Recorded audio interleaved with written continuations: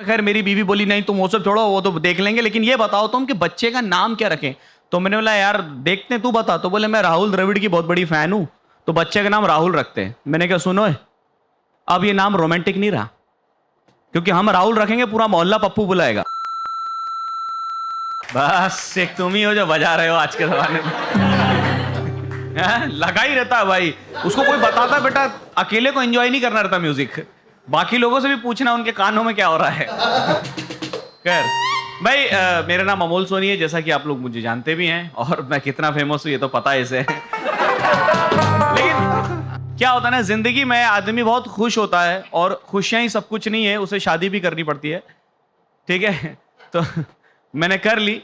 ये कुंवारों के बीच इवेंट करो तो ऐसे ही होता है, किसी को जोक समझ नहीं आता। तो मेरी शादी भी ना जब हुई तो मुझे लोगों ने बोला कि भाई शादी के बाद तेरी किस्मत बदल जाएगी, और ऐसा हुआ भी। 21 मार्च को शादी की, 22 मार्च को लॉकडाउन लग गया।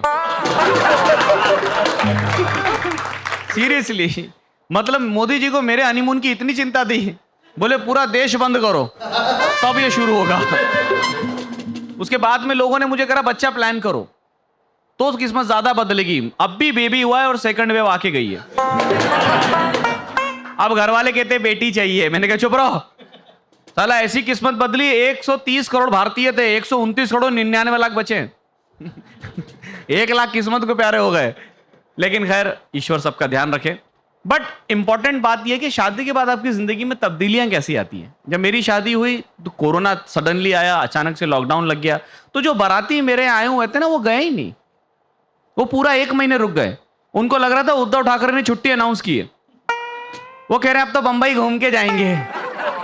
अरे मैंने कमबख्त मारो वापस जाओ, नीचे पंडाल वंडाल लगा के टेंट में रुक गए। 2-3 बार मुझे अमित शाह का फोन आया, बोले हमने सुना है मीरा रोड में शाहीन बाग है। बाद में फिर उनको भेजा, तो वो गए भी कैसे, वो जो सोनू सूद ने मजदूरों को भेजा तो मेरे बाराती थे।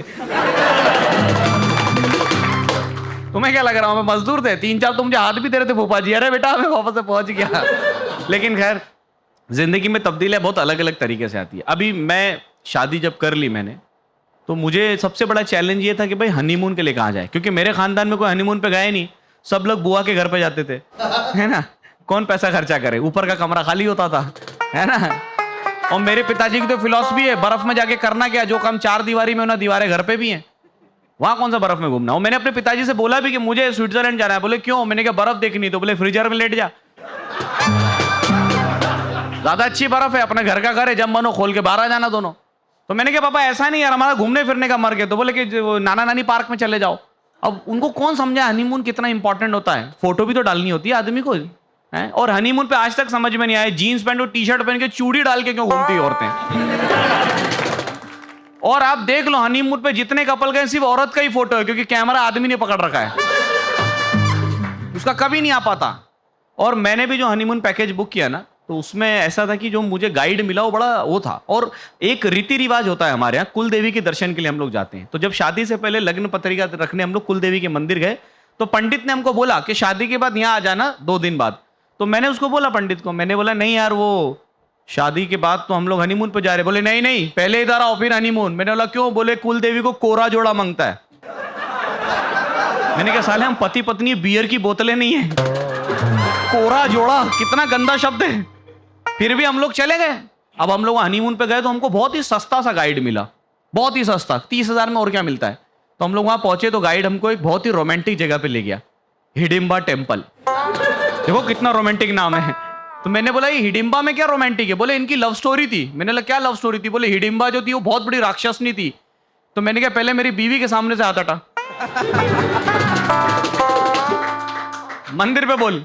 और इसकी क्या लव स्टोरी थी? कहता सर भीम और हिडिंबा की लव मैरिज थी। मैंने बोला कैसे? बोले भीम और हिडिंबा के भाई का युद्ध हुआ था, तो भीम ने हिडिंबा के भाई को मार डाला, फिर हिडिंबा ने भीम से शादी कर ली। अबे मैंने ये कैसा प्यार है, बहन के भाई को मार डाला और बहन ने बदला लेने के बजाय शादी की। बोले सर बदला लेना था इसीलिए तो शादी की। क्योंकि हिडिंबा जानती थी वो भीम को ऐसे नहीं हरा सकती। वो दिन और आज का दिन है, भीम कभी दोबारा मनाली नहीं गया। वो एकता कपूर की महाभारत में आ गया लेकिन मनाली वापस नहीं गया।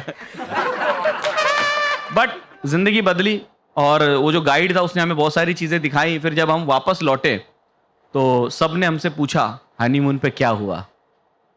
तो हिडिंबा मंदिर के बाहर ना एक केसर बेचने वाला आदमी होता है, केसर बेचता है वो सबको। तो वो केसर ऐसे बेचता है जैसे कोई इनलीगल चीज बेच रहा है। केसर चाहिए केसर, केसर चाहिए केसर, केसर। अबे मैंने क्या हुआ, केसर चाहिए केसर। मैंने क्या हम लोग शादीशुदा लोग हैं, शिलाजीत चाहिए शिलाजीत। मैंने क्या अबे ओ जो चीज धीरे बोलनी चाहिए वो तो जोर से बोल रहा है। फिर मेरे को गुस्सा आ गया तो मैंने 2 डब्बे ले लिए केसर के। Powerful man. लेकिन खैर वापस जब आए तो सब लोगों ने हमसे पूछा, बोले हनीमून पे क्या हुआ। तो मुझे बड़ा अचंबा होता है, अगर कुंवारा इंसान ये चीज पूछे तो समझ में आता उसके लिए आश्चर्य है। जैसे ये इसके मुंह पे वर्जिनिटी दिख रही है ना, सदियों से भूखा प्यासा है ये, 4-6 जन्मों का कुंवारा लग रहा है वो, कौला घड़ा। तो ये ऐसा कोई पूछे तो लगता है। अभी लिटरली मेरे फूफा जी पूछ रहे हैं क्या किया फिर हनीमून पे। मैंने तुम्हारे 4 बच्चे तुम्हारे लिए क्या नया है, तुम क्या पूछ रहे हो यार। तो कह रहे नहीं हम पूछ रहे हैं मनाली गए तो कौन सी गुफा में घुसे, कौन सी सुरंग देखी। मैंने कढ़ैया में गोता लगाने वाले वापस आ रहा हूं, मुझे नहीं बताना तुमको क्या है। और मैंने कहा कुछ भी नहीं हुआ हमारे बीच। बोले क्यों, मैंने बोला कुल देवी को कोरा जोड़ा मांगता है। लेकिन अब जब हनीमून पे आए तो रिजल्ट तो आना ही था, तो मैं पापा बन गया।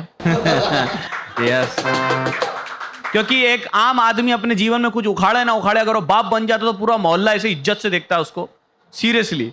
और उसमें जब मेरी वाइफ को पहली बार वॉमिट हुई तो मैंने, मम्मी ने बोला कि यार जा डॉक्टर के पास दिखा ला। तो मैंने क्या, हो सकता है रात की बिरयानी निकल रही हो, जरूरी थोड़ा ना मेरी मेहनत काम आई हो सकता है शेफ ने भी कुछ किया हो। लेकिन खैर हम डॉक्टर के पास गए तो डॉक्टर मेरे को कहता शादी को कितने महीने कितने साल हुए। मैंने कहा 2 महीने हुए। कहता शर्म नहीं आती। मैंने कहा शर्म ना आए इसलिए तो शादी की थी। ये कैसा सवाल है बे। कह रहा मतलब 2 महीने हुए शादी को, जरा एंजॉय करो, थोड़ा पति पत्नी हो नए नवले। मैंने वो हम लोग 4 साल से अफेयर में थे, तो जो तेरे लिए एंजॉयमेंट है वो हमारे लिए नई बात नहीं है। सिर्फ वही लोग समझे जिनकी लव मैरिज हुई है। लेकिन खैर मेरे घर में जब बेबी की प्लानिंग हुई तो बच्चा होता क्या है, जब वो पैदा होता है ना तो उसके पैदा होने से पहले ये सवाल अब बहुत दूर चला गया कि लड़का होगा या लड़की होगी। अब वो लोगों को फर्क नहीं पड़ता, अब हम ऊपर आ चुके हैं, क्योंकि हमको पता है लड़का हुआ तो फ्रॉक पहना देंगे, क्योंकि आगे जाके तो क्या पता मनीष मल्होत्रा बनना हो, है ना। लड़की हुई तो टॉम बॉय कर देंगे, स्वरा भास्कर भी तो हो सकती है, कुछ भी कर लेंगे। लेकिन अब मेरे यहाँ डिसाइड होगा नाम क्या रखेंगे बच्चे का। अब मेरे पापा बोलते बोले बच्चे का नाम मोहन लाल रखेंगे। तो मैंने कहा बच्चा पैदा हो रहा फूफा नहीं, मोहन लाल बच्चे का नाम रखता कोई, साला शक्ल पे दादाजी नजर आएंगे उसके। कह रहे मेरे बाप का नाम मोहन लाल था। तो मैंने तो आपके बाप का था, तो अब मैं क्या करूं। बोले मुझे लगता मेरा बाप वापस आएगा। तो मैंने आपको कैसे पता। बोले श्राद्ध था अभी, तो वो उनके लिए भजिया रखा, कौवे ने आके भजिया खाया, तो तेरे दादाजी संदेश देने आए थे कि मैं आ रहा हूं। तो मैंने कहा यार वो तो नहीं मालूम, लेकिन वो कौवा मेरा दादा ही था, क्योंकि मेरा दादा अभी तक नहीं बदला। हार्ट अटैक से मरा था, हाई कोलेस्ट्रॉल से, बुड्ढा मरने के बाद भी भजिया ही खा रहा है।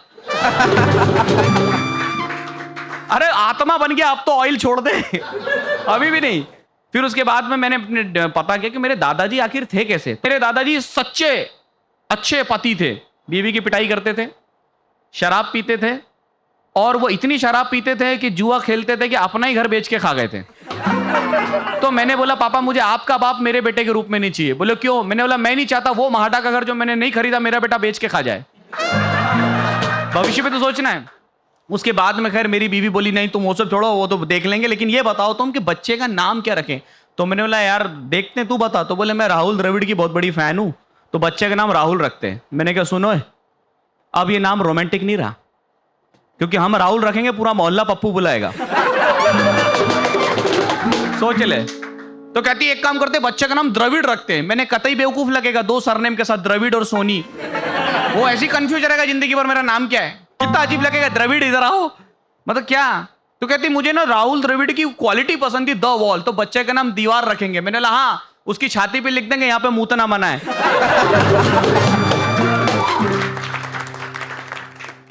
Thank you so much everyone, thank you.